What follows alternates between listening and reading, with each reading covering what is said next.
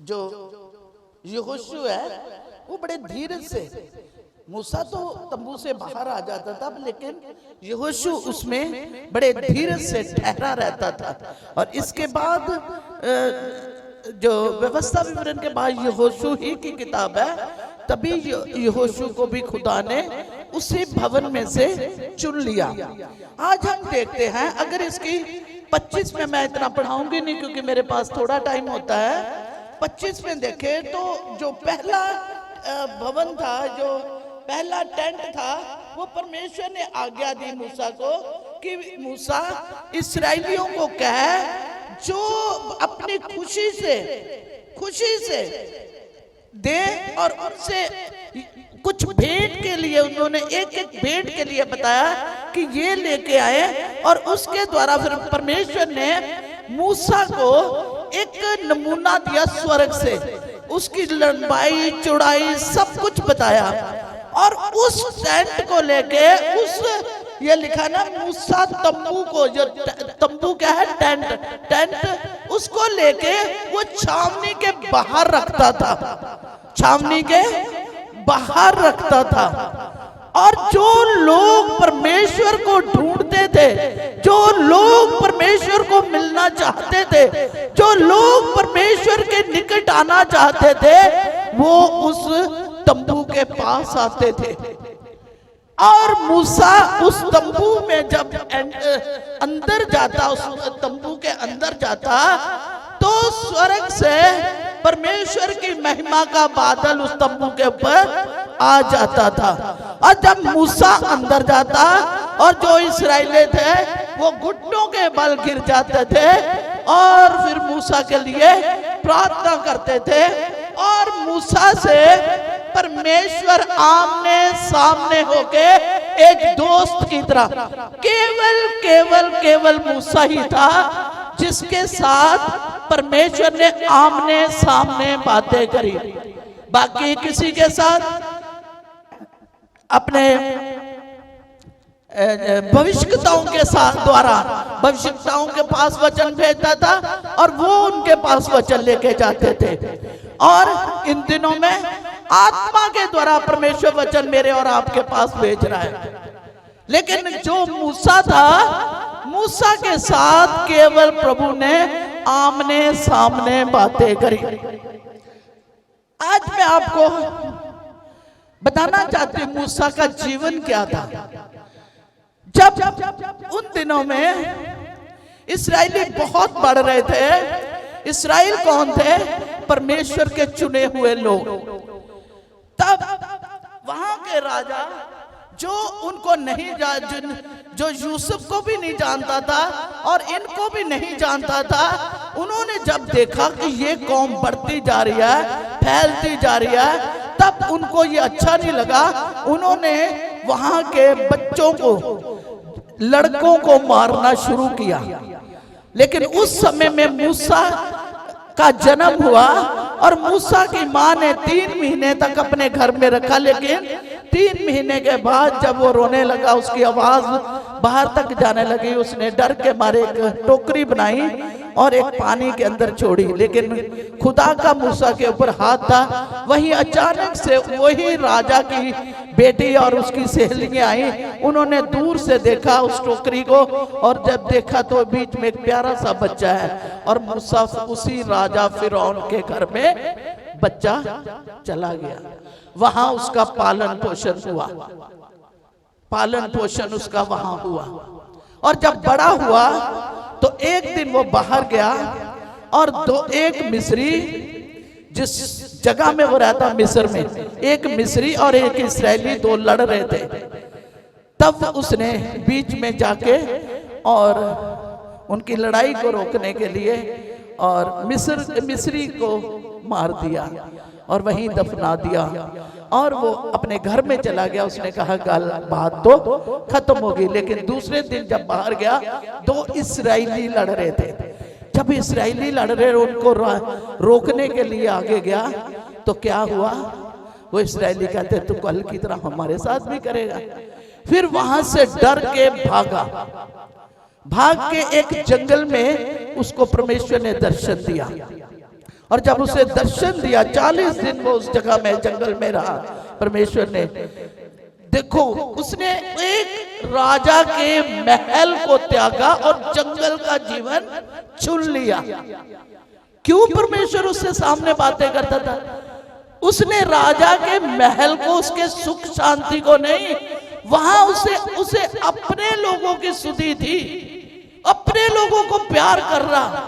और जब वहां जंगल में रहते खुदा ने उसे एक दर्शन दिया और वो दर्शन जब उसने पाके और इस्राएलियों के लिए खुदा ने उसे चुन लिया और इस्राएलियों को चढ़ाने के लिए खुदा ने उसे अलग किया।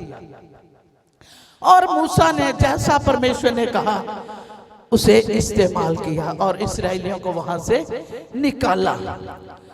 और मूसा के जीवन में इतना बड़ा त्याग रहता था हमेशा कि जब एक बार इस्राएलियों ने गुनाह कर दिया और उन्होंने जब मूसा बाहर परमेश्वर के पास ऊपर एक ऊंची जगह में परमेश्वर के चरणों में ठहरा हुआ था, पीछे से इस्राएलियों ने, हारून ने वहां जो कुछ उनके पास सोना था उसको लेके और एक बछड़ा तैयार किया। और जब बछड़ा तैयार किया उसकी उपासना कर रहे थे, तब परमेश्वर ने कहा मूसा देख नीचे से काहे की शोर आ रहा है। तब मूसा ने आके देखा और बड़ा दुखी हुआ। खुदा के लोगों, वहां परमेश्वर ने उन इस्राएलियों को कहा छोड़ दिया, कह रहा अब नहीं मैं तुम्हारे जैसे। जब इस्राएलियों को खुदा ने निकाला, दिन में वो बादल में होके जाता था और रात को आग के खंभे में होके जाता था।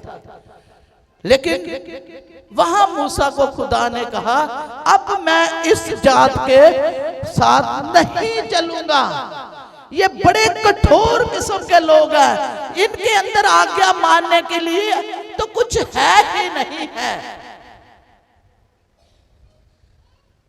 खुदा के लोगों, तब मूसा के साथ जब मूसा ऐसी बातें कर रहा था तो इसकी अगर आप इसकी 13 और 14 पढ़ेंगे, 16 तक पढ़े। हाँ जी, इसी की 33 की 13 से। हालेलुया।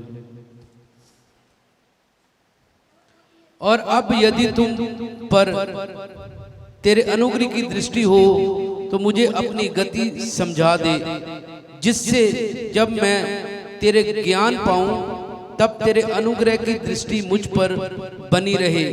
फिर ये भी ध्यान रख कि ये जाति तेरी प्रजा है। यहोवा ने कहा मैं आप तेरे साथ चलूंगा और तुझे विश्राम दूंगा।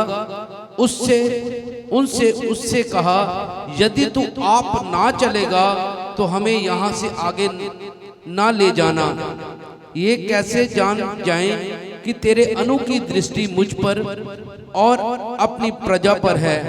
क्या इससे नहीं कि तू हमारे संग संग चले, जिससे मैं और प्रजा के लोग पृथ्वी भर के सब लोगों से अलग ठहरे। तब मूसा ने कहा, जब परमेश्वर ने, आप इसको जाके आराम से पढ़ना, ये निर्गमन के अंदर परमेश्वर ने कैसे इस्राएलियों को निकाला और कैसे उनके साथ काम करता था। और यहाँ हम देखते हैं प्रभु मूसा परमेश्वर से कह रहा है कि तेरे अनुग्रह की दृष्टि, तेरी दया की दृष्टि मेरे ऊपर हो और मुझे अपनी गति तू समझा दे, मुझे अपनी मर्जी को तू समझा दे, जिससे मैं तेरा ज्ञान पाकर तेरे अनुग्रह की दृष्टि मुझ पर बनी रहे। फिर ये भी ध्यान रख, ये जात जो है तेरी प्रजा है। यहोवा ने कहा मैं आप तेरे साथ चलूंगा और तुझे विश्राम दूंगा।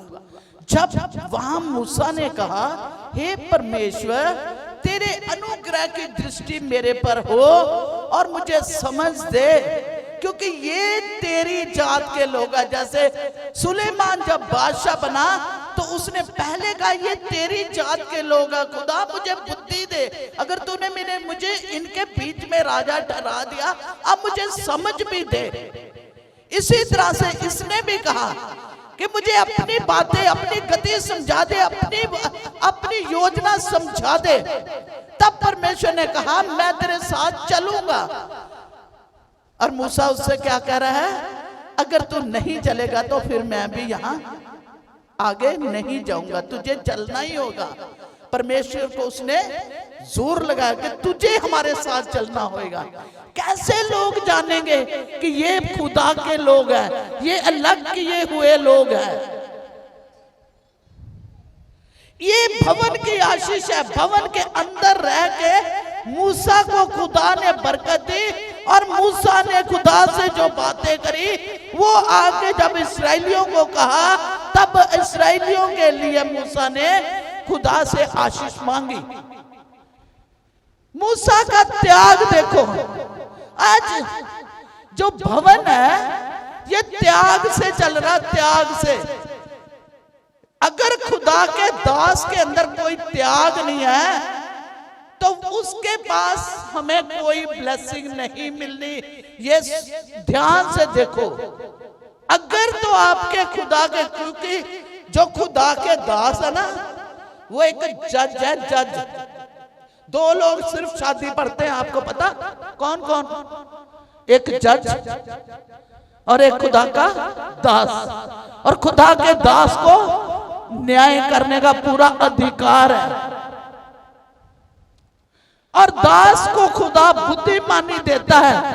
वो दास जो है, जो खुदा का दास अपने भवन में जब खुदा के आगे ऐसे मूसा की तरह ठहर जाता है, फिर खुदा भी उतरता है, अपने लोगों के ऊपर अपनी सच्चाइयों को खोलना शुरू करता है।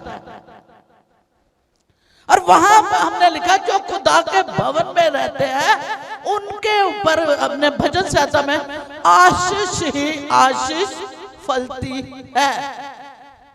अगर हमें भवन की समझ होएगी, किस भवन में रहना है, कहां हमें आशीष मिलनी है, कौन हमारे लिए दुआ करेगा, कौन हमारे लिए पुकारेगा, कौन हमारे लिए खड़ा होएगा। खुदा के लोगों, आज हम क्या करते हैं? अच्छा भला जीवन पाके बुढ़ापे का जीवन आ रहा होता, हमें कैसे छोटे छोटे बच्चों के आगे जा बैठते, फिर से दोबारा से, फिर कुछ दिखता नहीं है। जब कुछ दिखता नहीं है फिर हम इधर भी भटकते, इधर भी। फिर हम कहते खुदा तुझे हमें देना नहीं आता, इसलिए हम। मेरे साथ एक कल आज सुबह एक सिस्टर बात कर, अब मैंने दुआई करवानी छोड़ दी। हम अपने जीवन को जांचते नहीं हैं। ये मूसा ने बड़ा त्याग देता था, हमेशा ही त्याग। अपने बीवी बच्चों को छोड़ के जब इस्राएलियों को लेके बाहर आया, और इस्राएलियों को जब उनके न्याय के लिए जब खड़ा रहता था, सुबह से शाम तक बेचारा एक आ रहा। उसका ससुर आया उसके पास, मूसा कैसे तेरा चलेगा,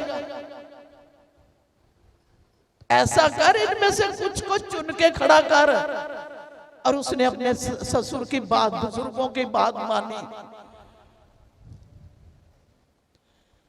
आज दुआ करे, जिस भवन में आपको खुदा ने रखा है। खुदा के लोगों ये क्या करते थे? झुक जाते थे आगे। इसकी 2 और 3, 8 और 9 पढ़े, सॉरी 7 और 8 पढ़े फिर से। हाँ 33 की 7। मूसा तंबू को छावनी से बाहर वरन दूर खड़ा कराया करता था और उसको मिलाप वाला तंबू कहता था। और जो कोई यहोवा को ढूंढता वह उस मिलाप वाले तंबू के पास जो छावनी के बाहर था निकल जाता था। जब जब मूसा तंबू के पास जाता तब सब लोग उठकर अपने अपने डेरे के द्वार पर खड़े हो जाते और जब तक मूसा उस तंबू में प्रवेश ना करता था तब उसकी ओर ताकते रहते थे। जब मूसा उस तंबू में प्रवेश करता था तब बादल का खंभा उतर के तंबू के द्वार पर ठहर जाता था और यहोवा मूसा से बातें करने लगता था। और आमीन आमीन। क्या कह रहे हैं ये इसको, ये जो तंबू है, तंबू क्या है? पहले क्या था? टेंट था। फिर दाऊद के दिल में आया मैं एक महल में रहता हूं, मेरा खुदा तंबू में, तब महल बनाया तंबू दाऊद बादशाह ने उसके पुत्र के द्वारा, सुलेमान के द्वारा। और आज मुझे और आपको क्या कहता, क्या तुम नहीं जानते कि तुम खुदा का, तुम्हारे हृदय खुदा का आज कहां प्रभु ठहर रहा है? इस जगह में। और कब? और मिलाप, यहां लिखा मूसा तंबू को छावनी से बाहर वन दूर खड़ा कराया करता था और उसको मिलाप वाला, मिलने वाला, आपस में मिलते थे वहां लोग जो खुदा को ढूंढते थे। और तब तक वो मूसा की ओर देखते रहते थे जब तक मूसा उसके अंदर चला नहीं जाता था। आज क्या मैं और आप इस बात को सोचते हैं कि हम खुदा को कैसे ढूंढे, कैसे खुदा मेरे सामने आए, कैसे मैं उससे बात करूं, कैसे वो मेरी इन सारी बातों को सुनेगा, कैसे जो काम उसने मुझे दिया है उसको मेरे द्वारा वो पूरा अपने जीवन में लेगा। कभी सोचा है आपने? कभी खुदा की आपने ऐसी खोज करी है? अगर ऐसी खोज करेंगे तो आप भी मूसा की तरह परमेश्वर के आमने सामने, परमेश्वर को अपने सामने देखेंगे। खुदा के लोगों, हमारा परमेश्वर वफादार है। उसने वायदा किया जहां 2 या 3 मेरे नाम से इकट्ठे होते मैं उनके बीच में। यहां प्रभु यीशु आ जाता है। आप प्यास रखा है, भूख रखा करो ढूंढने की, खोजने की। मैंने किसी कॉलेज में कहीं जाके ट्रेनिंग नहीं करी, लेकिन मैंने भवन की वैल्यू जब मैंने 26-27 साल की थी, जवानी की उम्र, आपके पता, आपको पिछले दिनों में खुदा के दास ने बताया था, जवानी में खुदा ने हमें चुन लिया था। और क्या करते थे हम? 15-20 मिनट पहले जाके भवन के अंदर घुटने टेक लेते थे और हाथ उठा लेते थे। आज प्रभु तेरे घर से कोई खाली ना जाए। आज प्रभु जो वचन हो मेरे लिए और जो तेरे लोग आ रहे उनके लिए हो। आज प्रभु यहाँ से कोई अगर आप ऐसी भूख लेके आएंगे ना, यहाँ से आशीष ही आशीष आपके जीवन में, आपके घर में। जब तक अगर किसान मेरे और आपके लिए फसल नहीं उगाएगा, कहां से हम खाएंगे? अगर किसान मेहनत नहीं करेगा, कहां से अन्न आएगा? मेरे और आपको एक किसान की एक नौकरी है। भवन के अंदर आके, अरे कभी बीच में आओ, कभी आके घुटने टेको खुदा के लिए। खुदा मेरी कलीसिया सचमुच तेरे दुल्हन जैसा आप है, ऐसी बन जाए। और मुझे तूने यहाँ रखा है, अब मेरी कलीसिया को भी बरकत दे, मुझे भी, मेरे परिवार को, मेरे घर को भी बरकत दे। जब ऐसा मूसा की तरह अपने आप को अर्पण कर देंगे, आज मैं विश्वास के साथ आपको कह देती हूँ, आपके सारे बंधन टूट जाएंगे। आपके घरों से श्राप, पीढ़ियों पीढ़ी के श्राप चले जाएंगे और आप आशीष ही आशीष पाएंगे। प्रभु आप सबको इस वचन के द्वारा आशीष दे। और